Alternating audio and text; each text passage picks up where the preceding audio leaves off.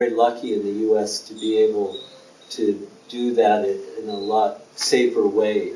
And I think our responsibility to put ourselves in the way of harm, if that's where we're called, is much, much higher here in the U.S. because we're able to in a way that can't be done in other countries. But we do need that same kind of resistance around the world, and I think we're seeing it.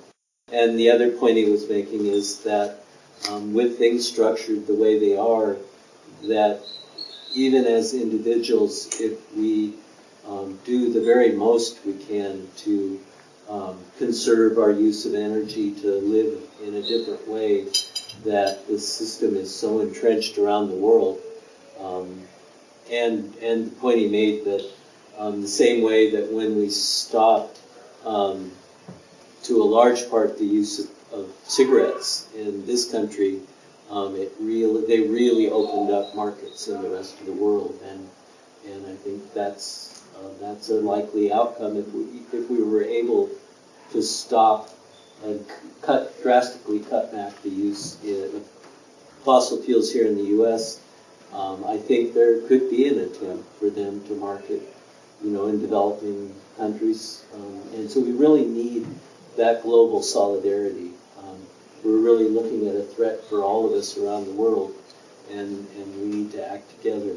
There was somebody that had their hand up. Just as a nice segue with your last response, wondering if any international environmental groups have contacted you, or has there been any similar actions taken place internationally to what you did? So the question is, have we seen any international response to what we did, and have there been similar actions? And actually, the spark that gave us the idea of this as an action was on a pipeline in Canada called Line 9, and the motivation was a little bit different. It was an act of civil disobedience against a specific new Canadian law, but they used the safety valve on a pipeline up there on Line 9 to close the flow of oil through that. I've not heard of any since then, and we've been very careful not to encourage folks to do what we did, knowing what the safety risks are. And that's why we're asking people to look within themselves and see what they're called to do in a peaceful, nonviolent way, whether it's civil disobedience or whether it's other ways. And so the point she's making, if you didn't hear, is that it would be really helpful for folks here and others in Montana to show up in the courtroom in support, and I would really appreciate that. The only thing that I would ask is that it be done in that non-adversarial way, in prayerful, non-adversarial support. I plan in my conduct in the court to show my respect for the legal system, my respect for the judge, my respect for the prosecuting attorney and my own attorney. I'm hoping that in the same way that you folks probably know about the federal lawsuit brought on behalf of a number of young people in the Pacific Northwest against the federal government, against federal agencies, including Department of Energy and EPA and others. They had an important court victory by a federal district in the Ninth Circuit judge in Eugene, Ann Aiken, dismissing the U.S. government, Department of Justice, and fossil fuel company interveners. There were heavy hitter attorneys in that courtroom that were rolling out the big guns to force the judge to dismiss the case. And these young people are wanting the chance in court to show the personal harm that they're already suffering from climate change and the threat to their life, liberty, and property rights going forward. And that case is getting traction, and I still have, my most hope in the system right now is with the courts.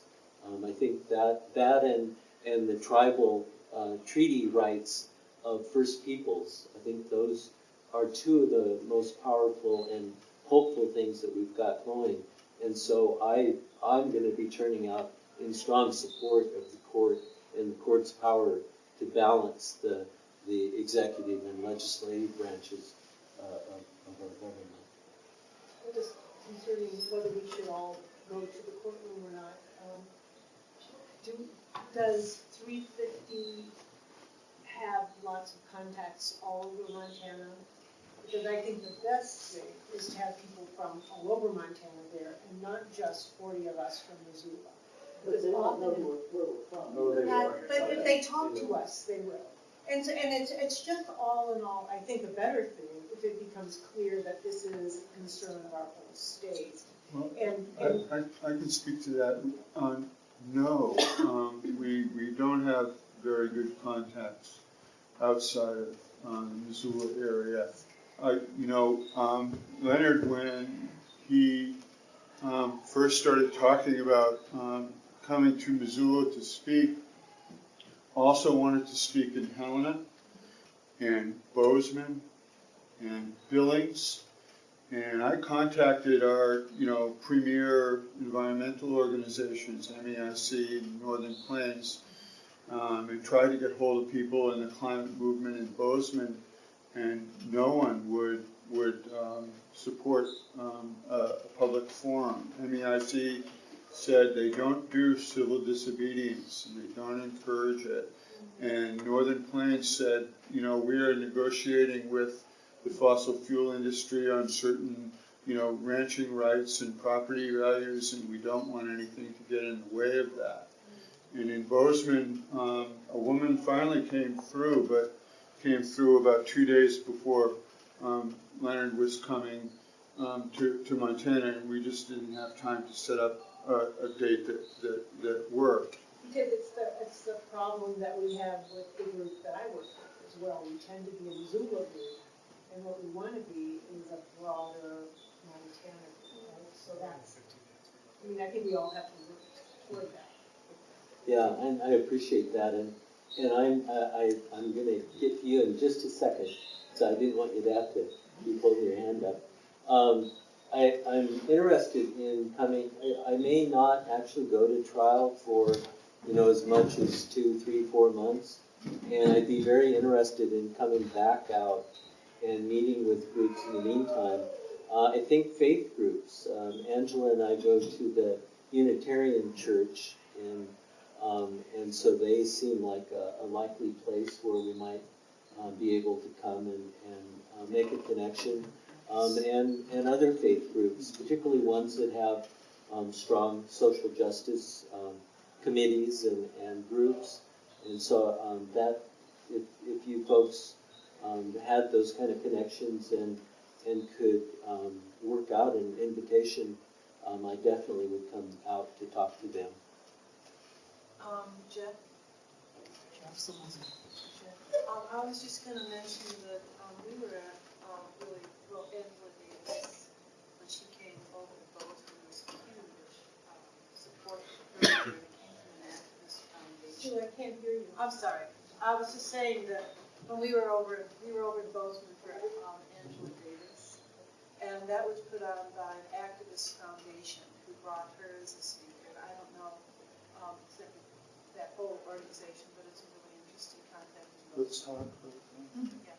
Yeah, that sounds promising, and I promised you I'd come back to you. And I was just going to say the same thing that you said, that what I see in communities like Helena, if there's something social justice related, the United Church of Christ, not to be confused with the Church of Christ, but the United Church of Christ, the Congregational Church there, they are very much behind the climate issues and social justice issues, and they would help organize something.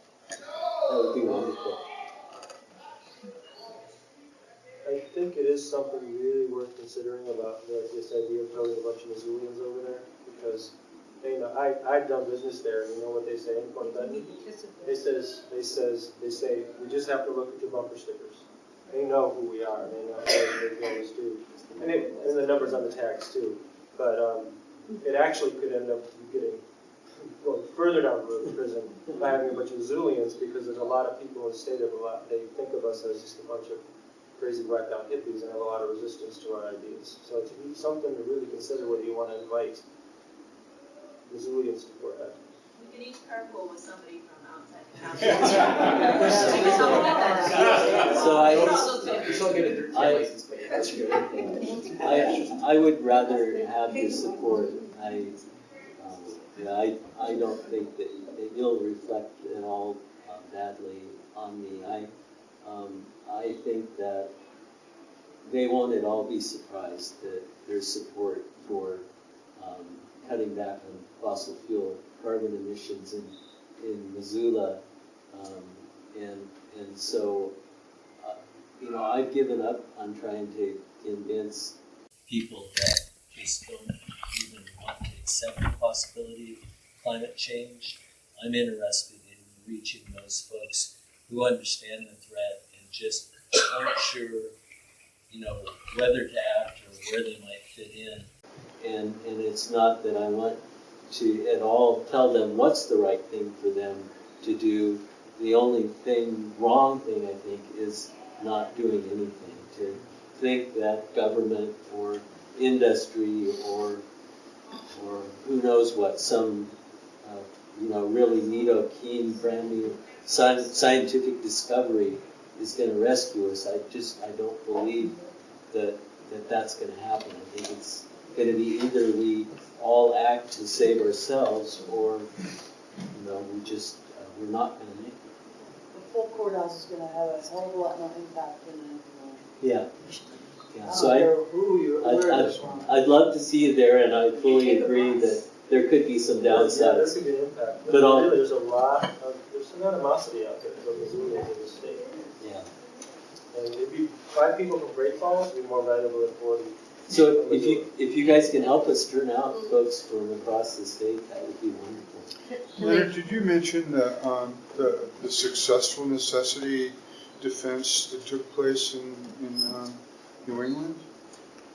In the UK, or the lobster boat? New England, yeah, the lobster fishermen. So yeah, you guys, this is a great story, and if there's folks that I notice, some folks are getting up to go, and please don't feel at all rude if it's time that you need to go. Please get up and head out. In fact, come by and for a handshake or a hug on your way out the door.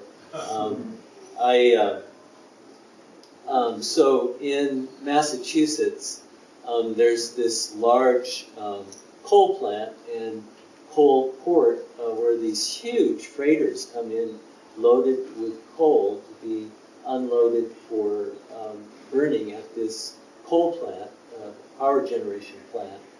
And 2 of the people that did this action are part of our group. Jay O'Hara is the one that was in the communications center that you saw with the beard that was calling the pipeline companies. And then Ken Ward was the one that closed the valve in Washington. So they fixed up this old lobster boat, and they pulled it into the path of this freighter. I mean, it looked like a toy next to the freighter, and engineered this extremely heavy anchor, but a long enough chain so it would not sink the boat before it hit the bottom. And they anchored this lobster boat in the way of the coal freighter. It's called now the Lobster Boat Blockade, is the name it picked up in the media. And so they dealt with the Coast Guard and local law enforcement. I'll try to make the story short. They had a wonderful necessity defense plan, a list of witnesses that was perfect, James Hansen and, other really well-known experts. And they were set to go to trial. They had a wonderful criminal law attorney that also knew the necessity defense and environmental law.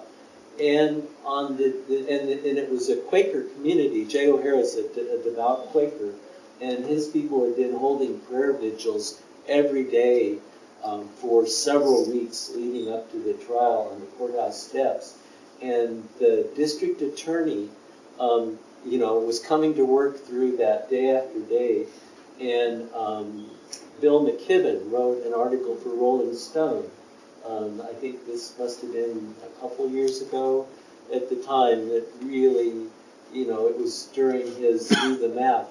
August 2014. August 2014. And he read that on his way to court, and when he got there, he decided on the spot to drop the charges. He decided he agreed so strongly with the threat that was described in that article, and that Ken and Jay were trying to resist and avoid, that he dropped those charges. He went out on the courthouse steps. He told them that he thought that they were right, held up the article by Bill McKibben and said, if nowhere else leaders respond with the level of seriousness and action that's needed, we will do so in this county. And he told them, I'm going to go to New York in September, and I'm going to march with Jay and Ken in the People's Climate March. And he did. And Amy Goodman with Democracy Now! You can probably go back to the episode. She interviewed them there during the march. And yeah, it's just such a wonderful story. They actually, though, were disappointed because they had a good case and were hoping to prevail for the first time in the U.S. with the necessity defense around this issue. Are there Native Americans in the Fort Benton area who would come and support? I think so. My cell pod had 4 cells, and so I had 3 cellmates. They were Tommy, Jimmy, and Bear. And Bear is a Sioux tribe member that lives near Fort Benton, and he was just very touched with our action in support of Standing Rock. And it sounds like there's a fairly large reservation near there. If there was some way, probably other than Bear, to reach out, I would love to be able to talk with some of the members of that nation. That would really make the national news, too. Yeah. By the way, there's another story there. Angela was on the way to being forced to put a $50,000 lien against her house to get me out of jail, $50,000 bond, in addition to a $5,000 non-refundable bail fee. And my cellmates overheard me telling Angela over the phone that no, I'll stay in jail. I'm not willing for you to do that. And they said, oh, you need to call Mario and tell him that Jimmy and Tommy told you to call. And so Angela did. She called Mario, and he laughed, and he didn't require her to do a lien, but for a woman named Val with our group in Seattle was working on bail for Reed. Both of them worked out bail, and they had to wire money to Mario Jara personally, and so they had no idea. Somewhere, or where does this Mario hang out? Exactly. Yeah, they were not sure. They wired personal funds, $10,000 to Mario. But it wasn't quite as shaky as that, but just about, because at each step of the way it was I dialed a number of a business, bail bonds business that was certified, but then I think it's one-man operation, and then it was sort of like, yeah, you just signed this indemnity form, and it was only half the form, and I signed it, and then Yeah, and then make this check out to Mario of having, You know. but it was the stupidest smart decision I ever made because like he would never want to tell that story to someone if he ended up absconding with the money. You did what? But Mario came through for us. He did. He was great. He picked Rita and I up and took us to get the car that had been impounded after they pulled Reed over and brought us back, got us an appointment with the Justice of the Peace to get the provision that we had to stay in Montana waived. That was part of our bail release conditions, and you know, he's just been real helpful. People are fun. Do you have his phone number? Yeah, if you need Mario's number, we'll definitely. I told Mario I'd send business his way.